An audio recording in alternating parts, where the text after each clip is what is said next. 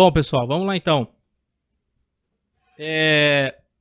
Hoje a gente vai começar a falar de otites média aguda.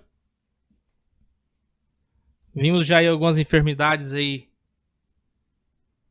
do ouvido médio, mas nós vimos mais por cima, né?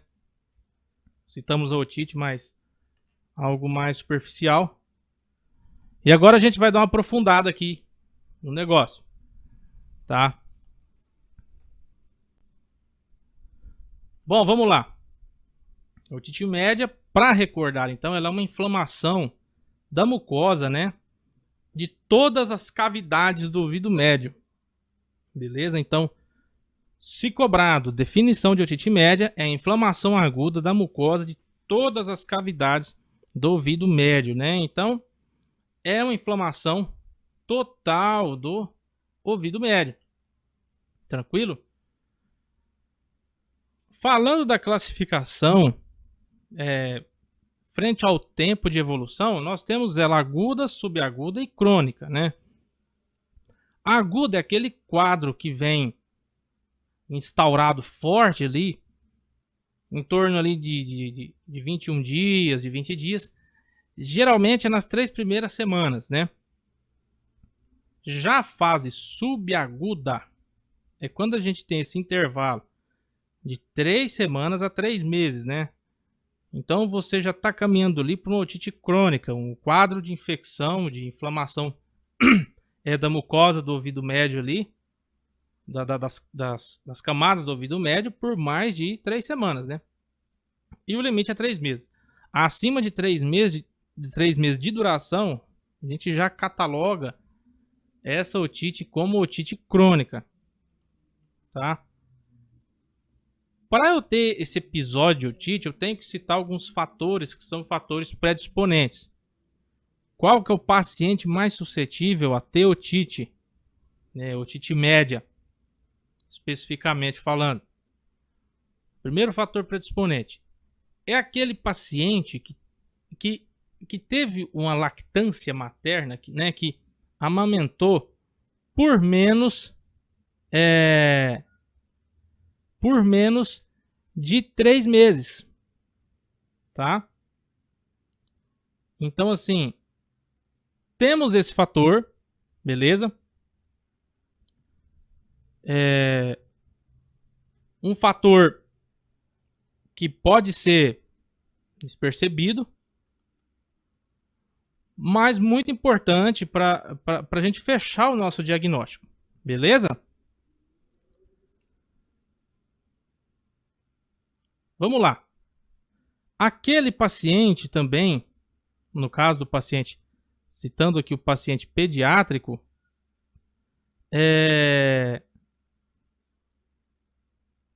o paciente que está ali muito tempo em creche, né? Que passa muito tempo por creche. Beleza? Tentando achar um arquivo aqui.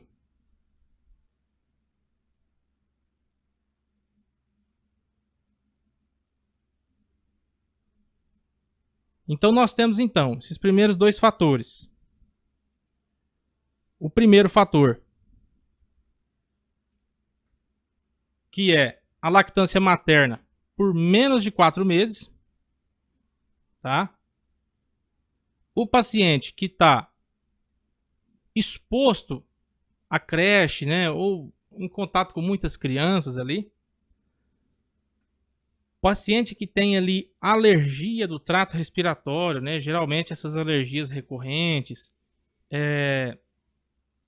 a exposição à fumaça do cigarro, tranquilo? E também aquele paciente que tem um histórico familiar de otite aí para trás aí na família, né? Esse paciente também vai entrar no caso aí como um fator predisponente para otite. Tranquilo? Outra situação. Quando eu tenho uma hipertrofia de adenoide, né? Ou episódios de adenoitite. Quando tem essa inflamação da adenoide, né? A adenoidite pode provocar otite média. O paciente prematuro, tranquilo. Histórico familiar de OMA, beleza? As malformações crâniofaciais também são aí fatores predisponentes que são bem característicos, né? Tanto como disfunções da trompa de Eustáquio, né? Fissuras, né? Velopalatinas também entram nos fatores predisponentes. E qualquer tipo de enfermidade de via aérea superior entra também aí no padrão como um fator predisponente para essa enfermidade. Vamos lá. Falando da fisiopatologia, nós temos ali, primeiramente temos que citar a trompa de Eustáquio, né? Função da trompa de Eustáquio ali, para relembrar aquela nossa aula de anatomia, né? A ventilação da câmara interna, né? E proteção e também o aclaramento, né? Você tem uma agudeza de audição. É a principal via de entrada. Falando dessa otite, pode ser a trompa de Eustáquio. Beleza? A maioria dessas otite médio-aguda, ela provém de infecções virais, né? Ela pode ser subsequente a qualquer tipo de infecção bacteriana. E por que a criança ela tende a ter mais episódios de otite? Porque ela tem a trompa de Eustáquio mais curta, né? É mais reta a trompa de Eustáquio. Então você tem um acesso, né, do início da trompa de Eustáquio até o ouvido, um acesso menor, né? É um acesso mais fácil, é menor, mais curta a trompa. Beleza? Bom, pessoal, vamos lá falar então da patogenia, né? A patogenia, ela é multifatorial, né? E você tem aqui vários fatores que estão envolvidos, associados à otite médio-aguda. Beleza? Então você tem aqui, primeiramente falando, né? Função da trompa de Eustáquio. Vai ter uma afetação na trompa de Eustáquio. Uma imaturidade do sistema imunológico, episódios de alergia, insuficiência ventilatória nasal, pode ser também, vai afetar isso aí, a trompa de Eustáquio, beleza? Fissura do velo do paladar blando, que mais pra frente a gente vai ver essas alterações aqui. Anomalia de base de crânio, tá? Discinesia ciliar, né? Disquinesia, fala em espanhol. Bom, vamos lá, o que é isso? Vamos relembrar um pouquinho aqui. Essa disquinesia, ela é uma enfermidade, dizemos assim, autossômica, né? Que ela vem aí caracterizada, ela vem de uma característica de um histórico de infecções que são repetidas, né? São infecções recessivas aí no trato respiratório, né? Seja ele no trato superior ou no trato inferior. Então você tem associado a essa discinesia, né? Ciliar, você tem otite média, né? Bronquite, que mais? Vamos lá. Rinocinusite, beleza? Então, você tem várias enfermidades associadas a essa discinesia celular, beleza? A própria aderência bacteriana também, tá? No trato. e deficiência do sistema imunitário, né, do sistema imunológico. A adenoide, né, ela torna-se um reservatório de bactéria nesse caso, tá? Aquela clássica carne esponjosa, né, que tem ali. Então ela vira um reservatório ali, um entrame de bactérias ali nessa situação. E a incidência muda de idade, né? No neonato, nós temos aí uma contaminação maior, desde enterobactérias aos estafilococos. No paciente menor de 13 anos, menor de 3 anos, já é mais comum aqui a contaminação pelo Haemophilus influenzae, tá? E pelo Streptococcus pneumoniae. Já no paciente maior de 3 anos, já é mais comum o Streptococcus pneumoniae, o Haemophilus influenzae, só que não entra as enterobactérias aqui. Entra os Streptococcus do grupo A, tá? Então, o que aumenta é o Streptococcus do grupo A, beleza? Então nós temos uma cifra de 30 a 50% associado à etiologia dessa enfermidade, o Streptococcus pneumoniae, de 15 a 40% o Haemophilus influenzae e de 5 a 15% a Branamela, tá? Branamélia, como vocês quiserem chamar, catarrhalis, beleza? Que é bem típico aí, via aérea. E 3% Streptococcus pyogenes, né? 2% apenas estão associados aos Staphylococcus aureus. E 20% aí soltos aí, enquadram-se aí nesses 20% aí. Rinovírus, influenza, parainfluenza, Mycoplasma pneumoniae, clamídia, bacilo gram-negativo, tá? Então, entra aí um leque maior nesses 20% restantes. Falando da anatomia patológica. Essa enfermidade passa por 4 estágios, né? O primeiro estágio é o estágio congestivo, né? O ouvido fica congestionado, cheio. E o segundo estágio é o supurativo, né? É quando tem aquele acúmulo de pus, só que ainda não é uma supuração aberta. A supuração aberta, ela torna-se lá no terceiro estágio, né? Que é quando há a perfuração. E o estágio 4, você já tem uma regressão, já em uma reparação dessa lesão. Como que funciona aqui para a gente fazer um comparamento clínico, né?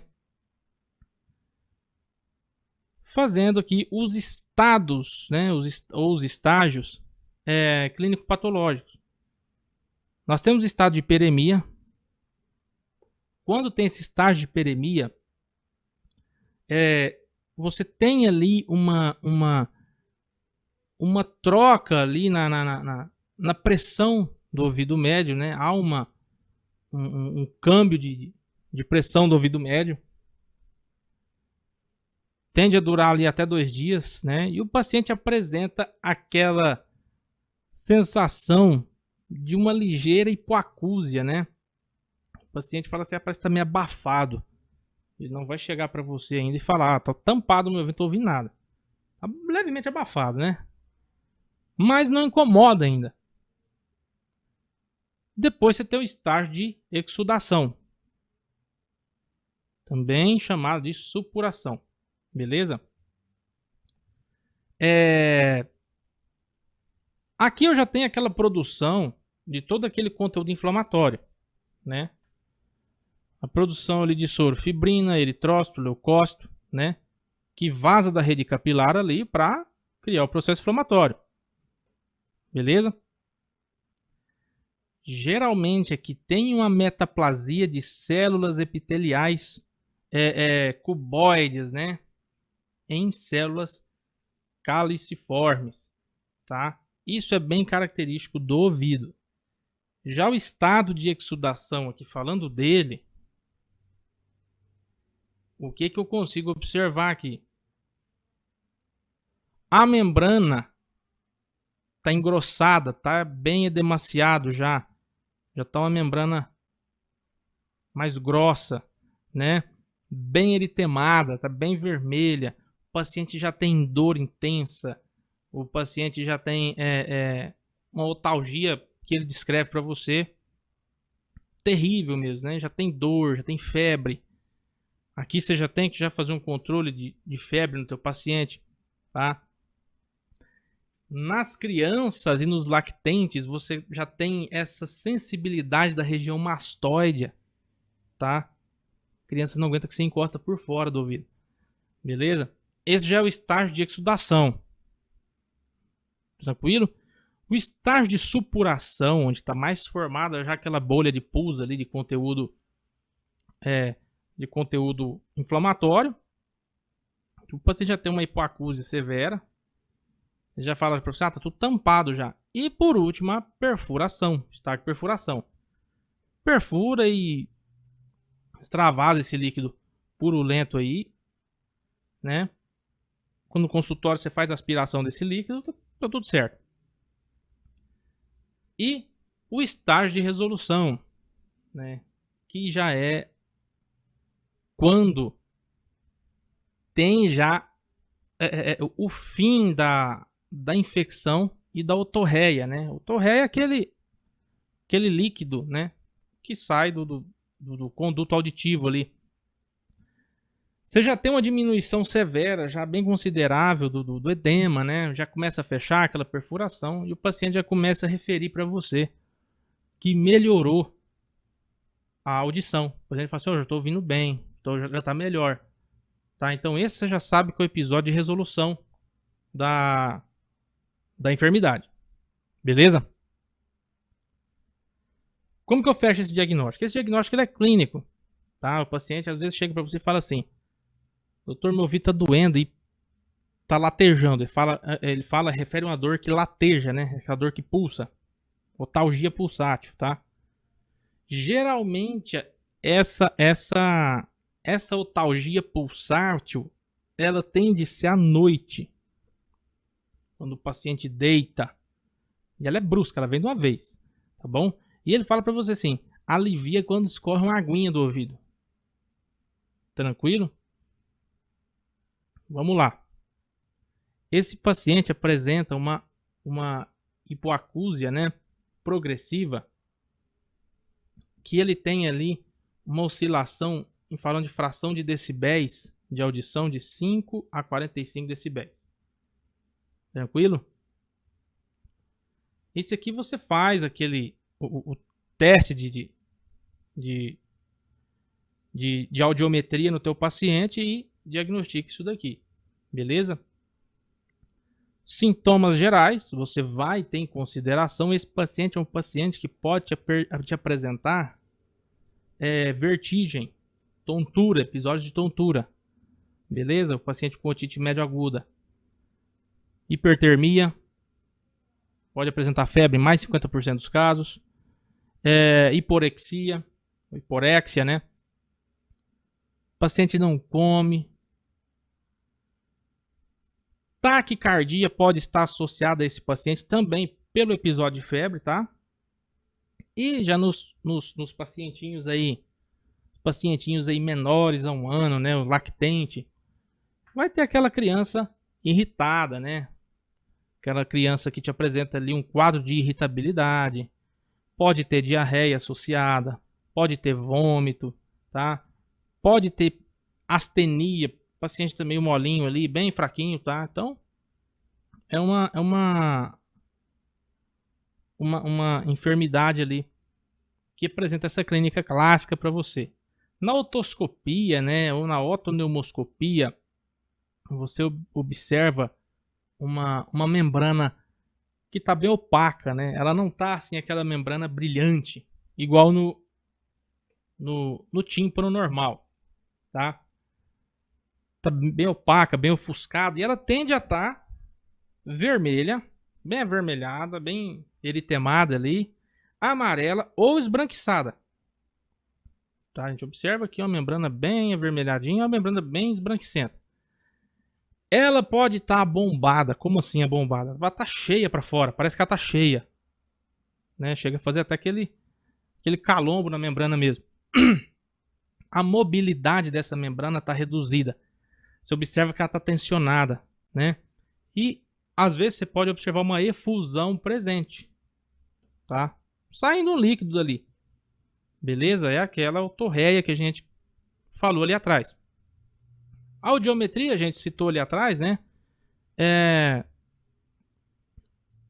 Nessa audiometria a gente consegue observar aí muitas vezes um valor menor a 30 dB, tá? No lado que está afetado. E é importante para a gente observar sequelas e complicações possíveis que esse paciente pode levar devido a essa otite, né? Devido à gravidade dessa otite média aí. E não tem relação entre a perda auditiva e a quantidade de líquido e a qualidade de líquido que foi ejetado, né? Esse líquido expelido. Então a audiometria, você consegue ver ali o tema da hipoacúsia, né, do seu paciente e possíveis sequelas e complicações. No diagnóstico por imagem, entrando nesse tema aqui, geralmente você não utiliza diagnóstico por imagem muito para esse tipo de otite, né? A não ser quando você já suspeita, né, no caso de algum problema ali de adenoide, você está suspeitando de tumores que estão obstruindo a nasofaringe do seu paciente, beleza? Pelo contrário, você não vai solicitar exame de imagem para esse paciente aqui não. E o hemocultivo, tá? Quando você tem aquele paciente tóxico com afetação sistêmica. Opa, chegou um episódio de otite aqui, mas o paciente está tendo manifestações sistêmicas, né? O paciente que está com ataque cardíaco severa, já tem uma alteração de frequência mesmo, o paciente tem alteração de pressão arterial. Então já é algo que você vai solicitar o hemocultivo. Como que eu trato esse paciente aqui? Aquele paciente que, primeira coisa, eu vou erradicar a infecção, né? Eu preciso restabelecer a função desse ouvido desse paciente. Geralmente esse tratamento é empírico, né? Você faz aí um bom esquema, uma antibiótico terapia legal, né? O teu paciente vai embora para casa tranquilo, de boa, tá? Não tem um antibiótico específico para otite, tá? São vários antibióticos aí, porque não tem um antibiótico próprio que vai cobrir todos os tipos de germe, né? Então vai depender ali do tipo de infecção que você tem associada. Como que você avalia qual antibiótico que você associa, né? Vai depender da sensibilidade, vai depender se o paciente tolera aquele antibiótico, os efeitos secundários, se compensa você passar aquele antibiótico ou não, né? Às vezes compensa passar outro. E a facilidade de administração, beleza? Se por comprimido é mais fácil, injetável é mais fácil para aquele paciente. E o preço, não adianta você passar um antibiótico aí para um paciente e o paciente não ter condições de comprar aquele antibiótico, tá? Às vezes você, no hospital que você tá à noite ali e tal, não tem a farmácia aberta, o paciente, você sabe que o paciente mora longe, o paciente não vai voltar para pegar aquele antibiótico, passa um remédio ali, um antibiótico que cabe no bolso do teu paciente, tranquilo?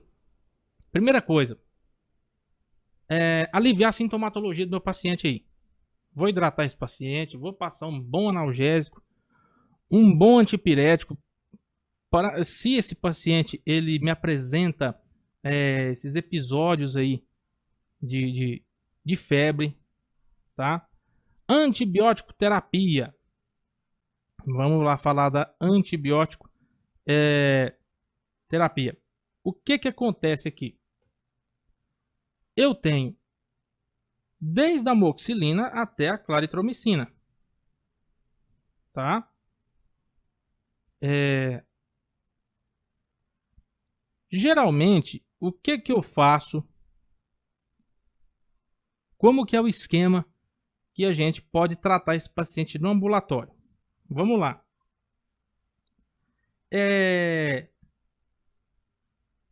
eu já posso começar com amoxicilina, padrão. Vou fazer ali 500 miligramas, né? Ou se é um paciente pediátrico, eu faço ali de 40 a 50 miligramas por quilo de peso, beleza? Vou dosar isso aí e vou administrar para o meu paciente ali cada 8 horas ali, de 7 até 10 dias. Tranquilo? Vamos lá.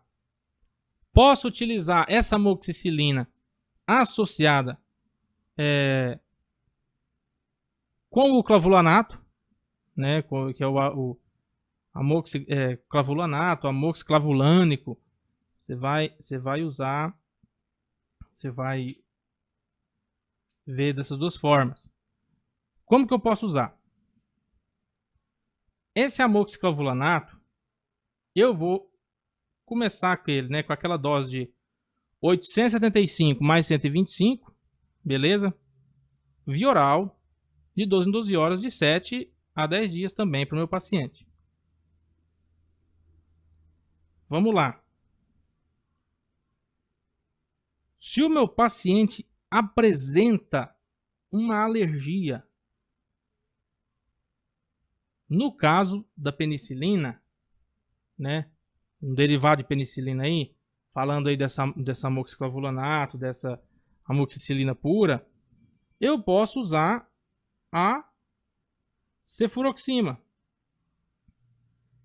Essa cefuroxima, como que eu vou passar? 500 miligramas também, né? Dividido ali 2 vezes por dia, tá? 500 miligramas de 12 em 12 horas por 10 dias. Aqui é por 10 dias, beleza? Detalhe, eu só posso passar 1 grama por dia. É o máximo que eu posso passar para o meu paciente. Outra coisa que eu posso passar para o meu paciente, a ceftriaxona, tá? Também a ceftriaxona, só que eu vou dosar ela de, como é que era? 50 miligramas por quilo por dia, beleza? E a ceftriaxona aí, ela é intramuscular, ela é ainda venosa, né? E eu tenho uma dose máxima de 4 gramas por dia que eu posso utilizar, tranquilo? Tem a azitromicina. A azitromicina já é uma medicação mais fácil de ser usada, porque ela é dose única, ela é um comprimido por dia, né? Então você vai utilizar ali um tratamento ali em torno de 5, 6 dias, um comprimido por dia, beleza? Tem também claritromicina, que era 500 miligramas também, de 12 em 12 horas, por 10 dias também, mesma coisa. Posso utilizar também levofloxacino. Posso utilizar também moxifloxacino, clindamicina. O que mais? Vamos lembrar aí. Acho que só, né? Acho que só, tá? Então, geralmente no ambulatório, tá? No ambulatório eu trato esse paciente com essa carga aí. Já no intra-hospitalar, por quê? Lembra que a otite pode ser ali por uma infecção de trato respiratório. Acontece muito dos pacientes pós-intubados, né, me apresentar otite médio aguda, o paciente pós-intubação. Beleza? O paciente foi exposto ao procedimento de intubação orotraqueal e cursou com otite médio aguda. Para esse paciente aí, como eu estou no hospital, então eu vou fazer tudo EV, tudo venoso, né? Então ali vai ser piperacilina e tozobactam, beleza? Pode ser o imipenem, 500 mg em 6 horas, né? Pode ser também a ceftazidima, mas eu vou cobrar de vocês o tratamento do ambulatório, beleza? Vou cobrar de vocês o tratamento que a gente viu ali atrás. Vamos lá. De antitérmico, a gente já viu já. Paracetamol, dipirona, beleza? Dose padrão. E, como anti-inflamatório, posso usar o clássico ibuprofeno aí, beleza? Para fazer esse controle aí de inflamação do meu paciente. Dependendo do caso, o paciente refere muita otalgia, você pode fazer o anestésico tópico, né? Você pode fazer a gotinha ali, tá? Faz ali as gotas otálgicas, né? Otológicas para esse episódio de otalgia. Existe algumas medicações, né? Que são um blend ali de combinações ali que você vai utilizar ali. Você pode utilizar tanto a lidocaína já associada com a neomicina, né? Existem medicações que já vendem hoje associadas a lidocaína, a neomicina e a hialuronidase. Beleza? Para esse episódio aí, para esses episódios de otalgia. Você recomenda lá ao teu paciente passar aí de 5 a 10 gotas, tá? De acordo aí com a necessidade, né? Sempre obedecendo aí um padrão, pelo menos de 1 até 4 vezes por dia. Essas gotas otológicas. Beleza? E o fluidificante. Fluidificante é uso opcional. O que é o fluidificante? Você descongestionar o paciente. Tá? Você pode usar aí a acetilcisteína, aquele envelopinho granulado, né? Ou ela em xarope, tá? Acetilcisteína aí provavelmente alguma vez na vida vocês já tomaram. Uma alergia, algum episódio de gripe, tá? Algum tipo assim. Nos últimos casos, quando eu tenho aquele acúmulo de pressão bem maior já dentro para dentro da membrana, né? Ou seja, quando eu tenho otite médio aguda, que cursa com retração da membrana, né, com atelectasia, ou esse paciente me falha o tratamento, tá? O paciente tem uma hipoacúsia condutiva severa, aquele paciente imunossuprimido, o próprio paciente que cursa com complicações endocranianas, né, paralisia facial, eu vou indicar esse procedimento aqui, ó, que é a miringocentese. O que é a miringocentese? É a punção, tá, da membrana timpânica. O que acontece? Eu faço, não é punção, né? Eu faço ali uma incisão na membrana timpânica, uma incisão pequena, e faço aspiração desse conteúdo aí, que está dentro da membrana timpânica, está aumentando a pressão ali dentro do ouvido, né? Faço aspiração e aí eu deixo um carretel de ventilação, tá? Um tubo de ventilação. Tem vários, alguns nomes aí distintos. Complicações dessa otite. Ela pode ser intratemporal, beleza? Perfuração timpânica, otite externa, mastoidites. Lembra lá que na criança tende a cursar com uma hipersensibilidade na região mastoide, tá? Complicações funcionais, né? O paciente com a própria hipoacusia condutiva, e aí você vai e faz aquela faz a miringocentese para dar uma aliviada. O paciente seguir com episódios de labirintite, né? Aquela hipoacusia neurosensorial, ou até mesmo, pior dos casos aí, complicações neurais, né? Que é a paralisia facial. Complicações extratemporais também, só que endocranianas, né? Episódios de meningite, trombose do seio lateral, tá? Abscesso extratural, encefalite focal, abscesso cefálico. Então é muito importante você avaliar se esse paciente está cursando com o tratamento certinho. né? E as complicações à distância, no pior dos casos aí, a própria a própria sepse, né? A própria septicemia, a bacteremia. Então, o paciente pode vir cursar com um choque séptico por causa de uma otite. Diagnóstico diferencial: otite externa, né?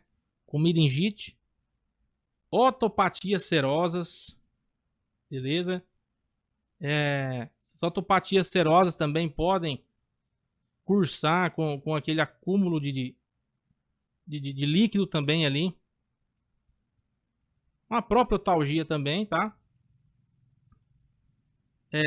A mastoidites também pode ser ali um diagnóstico diferencial.